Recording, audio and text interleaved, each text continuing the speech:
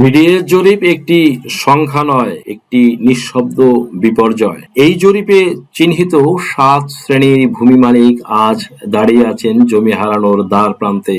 পুরুষানুক্রমে পাওয়া ভিটে, স্মৃতি আর স্বপ্ন সব কি কেবল নথির ভুলে হারিয়ে যাবে?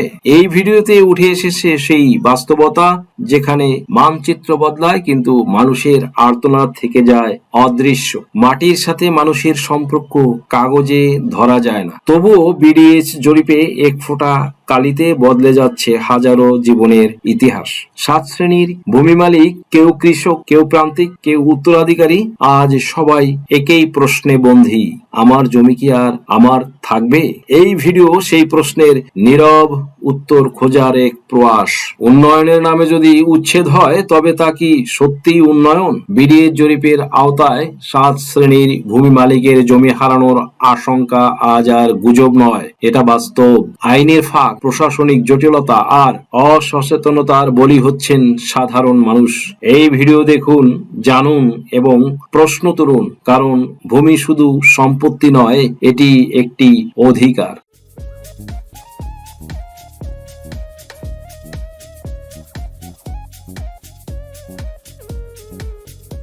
বিডিএস বা বাংলাদেশ ডিজিটাল সার্ভেতে 7 শ্রেণীর জমি ধরে রাখতে পারবেন না, বিডিএস জরিপে অন্তর্ভুক্ত করাতে পারবেন না। সুপ্রিয় দর্শক মন্ডলী, গ্রাজুয়ালি দেশব্যাপী চলছে বিডিএস জরিপ। এটা হলে যে সকল জমির মালিক তাদের জমি বিডিএস রেকর্ডভুক্ত করতে পারবেন না, রেকর্ড হবে না, ফলে জমি হাতছাড়া হয়ে যাবে।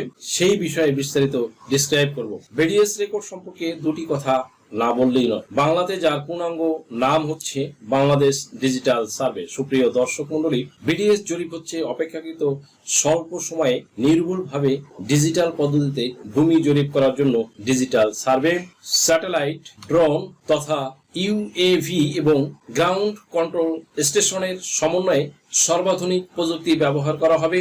সারা দেশে ডিজিটাল ভূমি সার্ভে বা বিডিএস বাস্তবায়িত হলে, ভূমি জরিপ সম্পূর্ণ হলে, ভূমি ব্যবস্থাপনা অফিসের মধ্যে অনলাইনের মাধ্যমে সকল ভূমি মালিক এই সকল আপডেট তথ্য প্রয়োজন মতো দেখতে পারবে। মৌজা ম্যাপ এবং রেকর্ডের মধ্যে সংযোগ জমির মালিকদের সহজেই অনলাইনে রেকর্ড এবং প্লট প্রবেশ করতে সক্ষম করবে। বিডিএস এ পুরো সিস্টেমকে জাতীয় ভূমি সার্ভিস অটোমেশন সিস্টেমের একটি মডিউল হিসেবে একত্রিত করা হবে। এই প্রকল্পের অধীনে নির্ধারিত জিও রেফারেন্সড মৌজা মানচিত্র ভূমি ব্যবস্থাপনা অটোমেশন প্রকল্পে প্রদান করা হবে। জমি বিক্রির পরে জমির নাম পরিবর্তনের সঙ্গে সঙ্গে মানচিত্রে সীমানাও বদলে যাবে, জমির মালিকানার নামও বদলে যাবে। এবার আলোচনা করব এই জরিপ হলে কোন কোন জমি, কাদের কাদের জমি রেকর্ড করাতে পারবেন না। ফার্স্ট অফ অল হচ্ছে প্রথমত অর্পিত সম্পত্তি এবং হিন্দুদের জমি। তারা যদি বিক্রি করে না দিয়ে থাকে তাহলে এই উক্ত সম্পত্তি আপনি চাইলেও আপনার নামে বিডিএস রেকর্ড বা বাংলাদেশ ডিজিটাল সার্ভে অন্তর্ভুক্ত করাতে পারবেন না। আপনি যদি কাগজপত্র ছাড়া জোর জবরদখল করে জমি ভোগ দখল করেন তাহলে আপনি বিডিএস এর রেকর্ডভুক্ত করাতে পারবেন না। আপনি যে জমিটি বাংলাদেশ ডিজিটাল সার্ভে বা বিডিএস রেকর্ডভুক্ত করাতে চান, উক্ত জমির যদি কোনো প্রকার কাগজপত্র না থাকে তাহলে কাগজপত্র, দলিল খতিয়ান, সিএস, এসএ, আরএস, বিএস বা বিআরএস, ঢাকাতে হলে সিটি জরিপ, এই সংক্রান্ত যে খতিয়ান রয়েছে এই খতিয়ান, এবং আপনি যদি ক্রয় সূত্রের মালিক হয়ে থাকেন তাহলে অবশ্যই আপনার জমির দলিল আপনার লাগবে, এটা ম্যান্ডেটরি। এন্ড দেন হচ্ছে দলিলের পরবর্তীতে আপনার নামে অবশ্যই গ্র্যাজুয়ালি জমিটির পূর্বের রেকর্ড থাকতে হবে, তাহলেই কেবল এই উক্ত জমিটি আপনি আপনার নামে বিডিএস রেকর্ডে রেকর্ডভুক্ত করাতে পারবেন। আদালতে যদি কাগজপত্র না থাকে, কাগজপত্র ছাড়া যদি শুধু আপনি জবরদখল করে, ভোগ দখল করে, পেশি শক্তির বলে ভোগ দখল করে আসতে থাকেন তাহলে উক্ত জমিটি আপনার নামে বিডিএস রেকর্ডে রেকর্ডভুক্ত হবে না। This is clear. I hope you understand.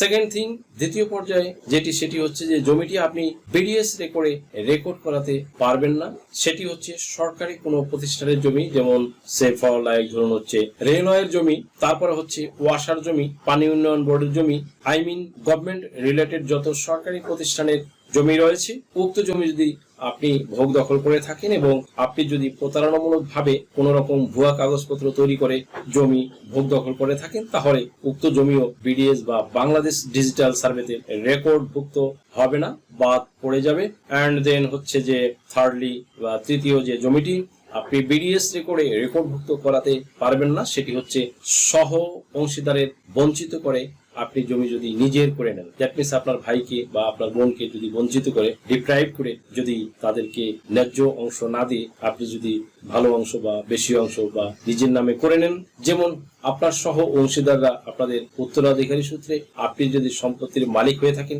কিংবা যৌথ সম্পত্তি ক্রয় করে মালিক হয়ে থাকেন, কিংবা আপনারা কয়েকজনে মিলে কোনো সম্পত্তি ক্রয় করে মালিকানা অর্জন করে থাকেন এবং ওই ক্ষেত্রে সহ অংশীদারের মধ্যে কোনো বন্টন সঠিকভাবে না করেন, অতঃপর যে জমির ভ্যালু বেশি ওই জমি যদি আপনি নিয়ে নিন এবং আপনার সব অংশীদারকে যে জমির মূল্যমান কম ওই জমি অন্য উত্তরাধিকারীদের দিয়ে রাখেন, তাহলে আপনার উক্ত জমিটাও আপনি আপনার নামে রেকর্ড করাতে পারবেন না, কারণ উক্ত জমির প্রত্যেকটা দাগে কিন্তু প্রতিটি অংশীদার মালিক। তাই সহ অংশীদারকে বঞ্চিত করে বা ডিপ্রাইভ করে আপনি জমির মালিকানা অর্জন করলে উক্ত জমিটিও আপনার নামে রেকর্ড করাতে পারবেন না। আফটার দ্যাট চতুর্থ যে জমিটি সেটি হচ্ছে আপনি আপনার নামে রেকর্ড করাতে পারবেন না, সেটি হচ্ছে সরকারি খাস জমি। আপনি সরকার থেকে যে জমিটি বন্ধক এনেছেন বা লিজ এনেছেন, উক্ত জমি যদি আপনি অন্যত্র বিক্রি করেন, তাহলে যিনি জমিটি ক্রয় করবেন তিনি কিন্তু ওই বন্দোবস্তকৃত জমি ক্রয় করার কারণে তাহার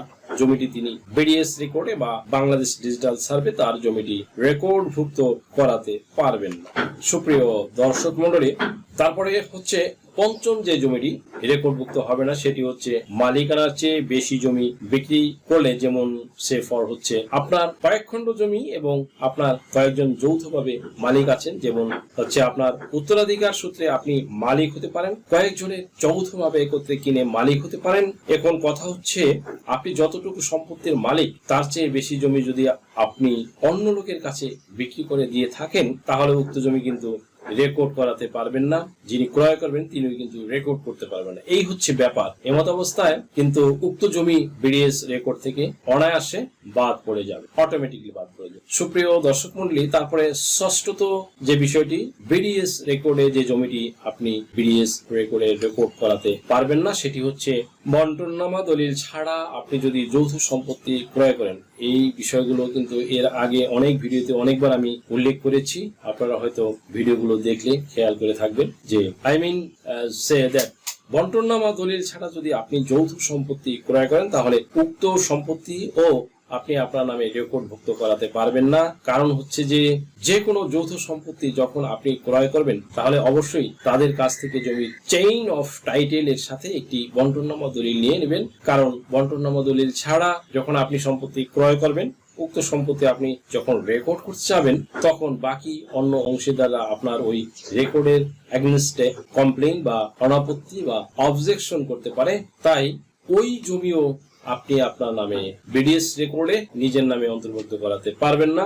এট লাস্ট সপ্তমত যে জিনিসটি আপনি রেকর্ড করাতে পারবেন না সেটি হচ্ছে ওসিয়তনামা দলিল, কেননা এর কিছু নিয়ম রয়েছে। সে ফর কোন ব্যক্তি তার মোট জমির 3 ভাগের 1 ভাগ ওসিয়ত করতে পারবে, কারণ হচ্ছে যে আপনি যদি উইল করে কোনো সম্পত্তি দেন, 3 ভাগের 1 ভাগের বেশি জমি কাউকে ওসিয়ত বা উইল করেন, তাহলে উক্ত জমিও আপনি বিডিএস রেকর্ডে রেকর্ড করাতে পারবেন না। কারণ হচ্ছে তিনি যে 3 ভাগের 1 ভাগের বেশি জমি ওসিয়ত করে দিলেন, বা যে অংশ তার অন্য অংশীদার বা অন্য ওয়ারিশরা পাবেন, তাদের অংশ কিন্তু ওই বিডিএস রেকর্ডে আপনি রেকর্ড করাতে পারবেন। সুপ্রিয় দর্শক মণ্ডলী, আশা করি বুঝতে পারলেন যে কোন 7 ধরনের দলিল বিডিএস রেকর্ড থেকে বাদ যাবে। জমির মালিকরাও বাদ যাবে, জমিও বাদ যাবে রেকর্ড থেকে।